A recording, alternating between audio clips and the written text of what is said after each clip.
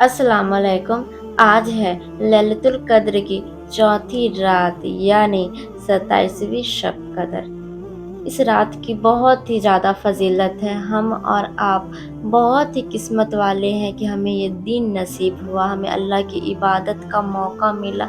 अल्लाह का हम पे बहुत बड़ा एहसान है। जो लोग दुनिया से गुज़र चुके हैं, वो कब्र में अल्लाह से दुआ करते हैं कि अल्लाह ताला मुझे फिर से दुनिया में भेजो, ताकि मैं अपनी पूरी ज़िंदगी तेरी खिदमत में गुज़ार दूँ।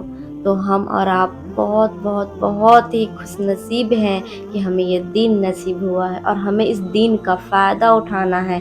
अल्लाह से अपने सारे मुश्किलात दूर कराने हैं, अपनी दुआएँ कबूल करानी हैं। हमें रात में जग कर पूरे परिवार के साथ इबादत करनी चाहिए। इबादत के जितने भी काम होते हैं, नमाज़ पढ़ना, कुरान की तिलावत करना, ज़िक्र-ओ-अस्कार करना और दरूद शरीफ की तिलावत करना। दरूद शरीफ हम और आप तो पढ़ते, इसके अलावा अल्लाह ताला खुद अपने महबूब पर दरूद शरीफ भेजते हैं, तो दरूद शरीफ की बहुत ही फ़ज़ीलत है। आप अस्सलातो अस्सलाम जब मेराज के सफ़र पे गए, अल्लाह से बात की, फिर लौट कर आए, तो सहाबा इकराम आपसे इरशाद फरमाते हैं, या रसूल अल्लाह, आप मेराज के सफ़र में गए, आप अल्लाह से बात की, हमें कभी ऐसा नसीब होगा?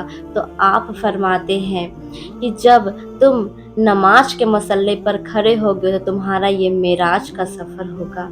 जब तुम कुरान की तिलावत करोगे, तुम अल्लाह से बात करोगे, तो हमें नमाज और कुरान का साथ कभी नहीं छोड़ना है। और इस रात तो हमें खूब नफली नमाज पढ़ना है, कुरान की तिलावत करना है। शब कद्र की रात हमें 4 नफली नमाज ज़रूर पढ़ना चाहिए, जिसमें से पहला है सलातुल तस्बीह की नमाज।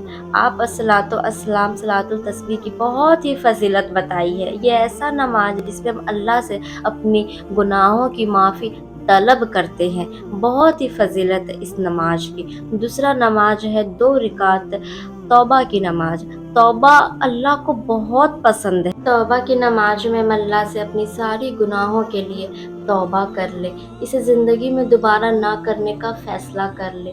तीसरी नमाज है सलातुल हाजत की नमाज। सलातुल हाजत की नमाज ये ऐसी नमाज है जिसमें हम अपनी ख़ास दुआ अल्लाह के सामने रखते हैं। हमारे हुज़ूर के ज़माने में सहाबा इकराम सलातुल हाजत की नमाज पढ़ा करते थे। वो कभी वजीफ़ा नहीं किए, वजीफ़ा तो आजकल का फ़ैशन है।